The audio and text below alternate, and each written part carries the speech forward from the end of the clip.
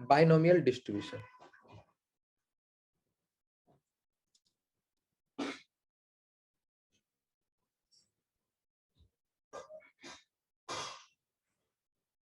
देखो एक होता है बेटा Bernoulli's experiment,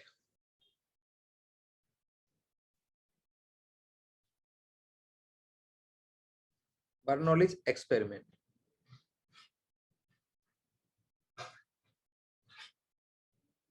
Bernoulli's experiment. Bernoulli's experiment ये कौन सा क्या होता है बेटा, ये समझते पहले कि बर्नौलीज एक्सपेरिमेंट जैसे कोई भी एक्सपेरिमेंट आप कर रहे हैं, कोई भी आप एक्सपेरिमेंट यदि कर रहे हैं, जैसे बेटा आप कॉइन को आप 5 टाइम्स टॉस कर रहे हैं, तो एक ही एक्सपेरिमेंट को 5 बार आप रिपीट कर रहे हैं। आप यदि डाइज को थ्रो कर रहे हैं 10 टाइम्स, तो एक ही डाइज को आपने क्या करा, एक ही एक्सपेरिमेंट को 10 टाइम्स आप रिपीट करते हैं, तो ऐसे एक्सपेरिमेंट को ही हम बर्नौलीज एक्सपेरिमेंट कहते हैं। क्लियर है?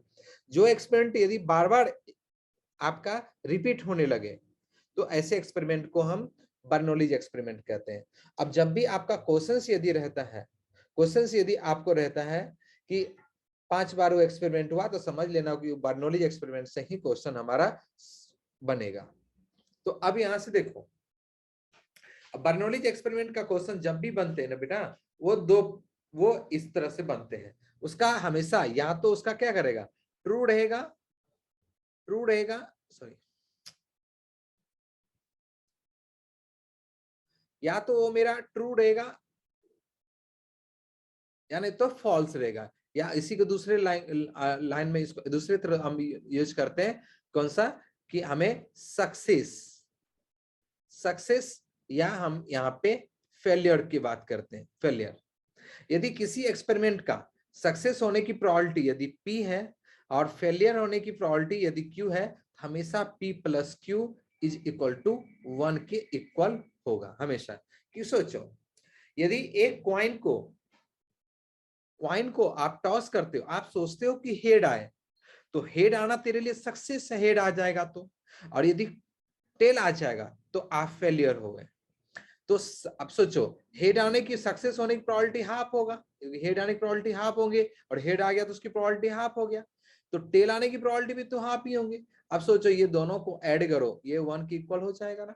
तो कोई भी एक्सपेरिमेंट में आपने यदि सोचो, यदि मैं सोचूं यहां से, यदि मैं कॉइन को डाइज को थ्रो करता हूं, यदि मैं सोचता हूं कि 5 आए, तो 5 आ जाएगा तो मैं सक्सेस हो जाऊंगा। तो सक्सेस होने की प्रोबेबिलिटी कितनी होगी, 1/6 होंगी। 5 ही एक ही आया होगा, 5 वो हमारा उसकी प्रोबेबिलिटी 5 आने की प्रोबेबिलिटी 1/6। तो बताओ बेटा 5 नहीं आने की प्रोबेबिलिटी 5/6 होंगी, जो कि हमारे लिए फेलियर है। 1 आ जाए, 2 आ जाए, 3 आ जाए, 4 आ जाए, 6 आ जाए, ये सब फेलियर है। तो ये दोनों को ऐड करो, हमेशा कितना होगा, 1/6 प्लस 5/6, ये कितना हो रहा है, 1 के इक्वल आ रहा है। तो किसी भी एक्सपेरिमेंट में हमेशा, कोई भी एक्सपेरिमेंट बर्नौलीज का होगा, तो दोनों का P प्लस Q हमेशा 1 के इक्वल होगा। ये बात तो अब समझ में आ गया। 9, अब देखो, अब यहां से एक ही लाइन ध्यान पे रखिएगा बेटा, प्रोबेबिलिटी ऑफ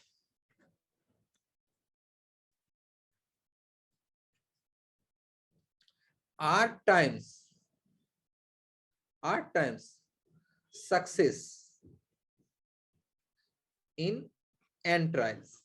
यदि आप n ट्रायल्स करते हैं और 8 टाइम्स सक्सेस होते हैं, तो उसकी प्रोबेबिलिटी NCR P पे पावर R NQ पे पावर n माइनस R के इक्वल होता है। यही आपका फॉर्मूला रहेगा आपका क्वेश्चन सॉल्व करने का, और यही फॉर्मूला वैलिड है।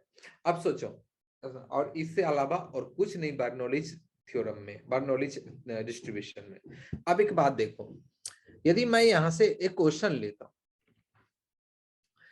एक डाइज को, एक एग्जांपल से हम लेते हैं, एग्जांपल कि एक डाइज को हमने 5 टाइम्स 10 टाइम्स हमने डाइज को थ्रो कर रहे हैं, उसमें से 5 टाइम्स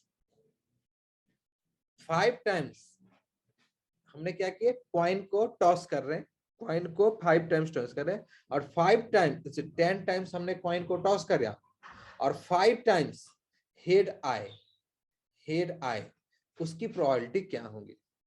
हमने कॉइन को 10 टाइम्स हम थ्रो कर रहे हैं, टॉस कर रहे हैं, और 5 टाइम्स हेड आए, उसकी प्रोबेबिलिटी बताओ। तो सोचो, सबसे पहले एक एक्सपेरिमेंट पे पहले ध्यान देंगे। पहले हेड आने की प्रोबेबिलिटी निकाल लेते हैं, जो कि मेरे लिए P है, हाफ होगा, और Q आने की प्रोबेबिलिटी फिर भी क्या होगा, हाफ होगा, N मेरे लिए 10 हो गया, और सक्सेस कितने टाइम्स होना है, 5 टाइम्स, ये 8 टाइम्स सक्सेस। तो हमने क्या करेंगे, R की वैल्यूज यहाँ पे 5 रख देंगे, 10 C 5, P कितना है, हाफ पे पावर 5, और Q कितना है, हाफ पे पावर 5। ये n-10 - 5 ही होगा। यदि सोचो 5 टाइम्स न लेके हम रहते कि मैं 3 टाइम्स ही सक्सेस होना है, 3 टाइम्स, तो मेरे लिए R यहाँ पे कितना हो जाता, ये R हमारे लिए यहाँ पे कितना हो जाता, ये R सारा चेंज होता है, ये सारा चेंज हो जाता है। तो मैं यहाँ पे R की वैल्यू यहाँ पे 3 टाइम्स सक्सेस, तो यहाँ पे 3 रखते, तो यहाँ पे 3, यहाँ पे 3, और ये 10 - 3, और इसको सॉल्व कर देते, 10C3 हाफ पे पावर 3 और हाफ पे पावर 7, जो सॉल्व करके आंसर आता वही तुम्हारा फाइनल आंसर होता। यही है बेटा बाइनोमियल डिस्ट्रीब्यूशन। और बोलो,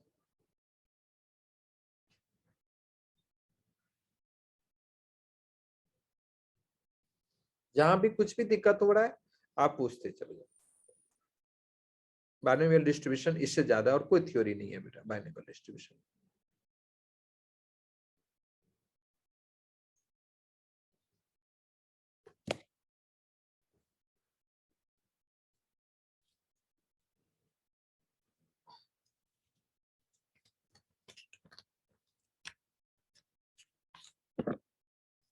और कौन सा पार्ट को हम डिस्कशन ले लें।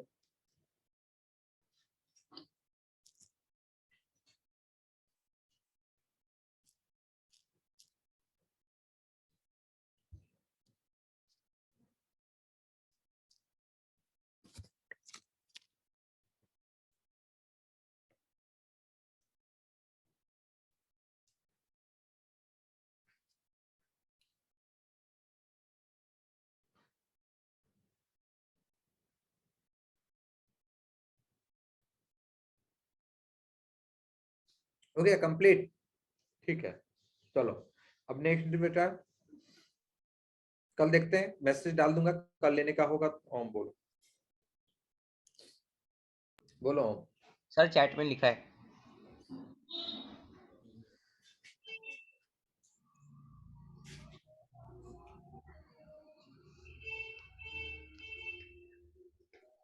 बेटा लॉग टेबल समझा दो, तो लॉग टेबल तुम तो फिजिक्स वाले सर को जरूरत पड़ेगी, हमें कहाँ जरूरत पड़ता है। सर फिर भी समझा दो ना एक बार। लॉग टेबल भी तो होना चाहिए बेटा। सर व्हाट्सएप कर दो। ठीक है। एक काम करो, तुम्हारा ही प्रॉब्लम नहीं होगा, सबकी प्रॉब्लम होगी। सबकी प्रॉब्लम है क्या, मैसेज करो तो।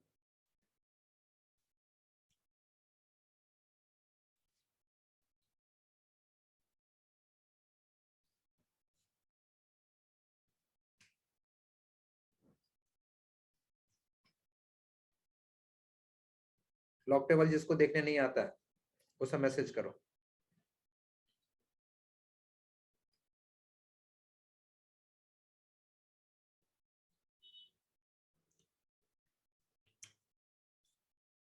बेटा नेक्स्ट क्लास में तुम मुझे लॉग टेबल सेंड करो। मैं चाहता हूं कि सभी बच्चे क्या करिएगा नेक्स्ट क्लास में,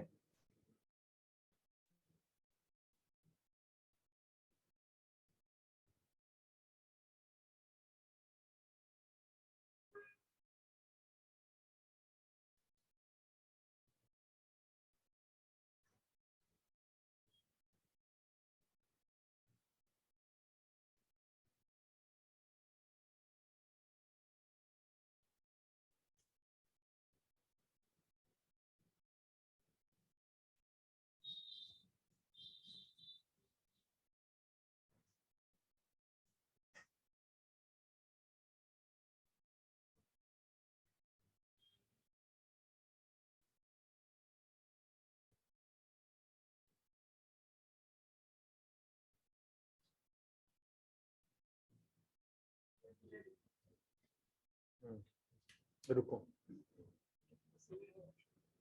हो गया बंद कर।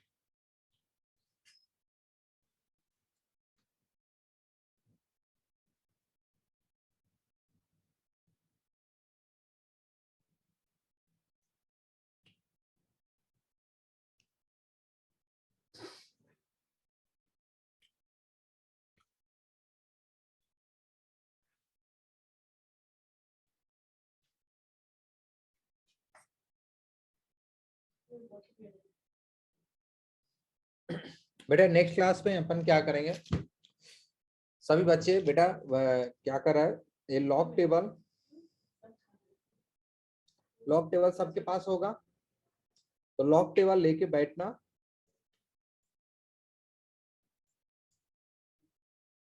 लॉग टेबल लेके बैठना, और आपको लॉग टेबल देखने के लिए सिखा दूंगा सभी बच्चे नेक्स्ट क्लास में। सबसे पहले लॉग टेबल को ही हम देखेंगे। चलो ठीक है, आज की क्लास यहीं पे एंड करता हूँ।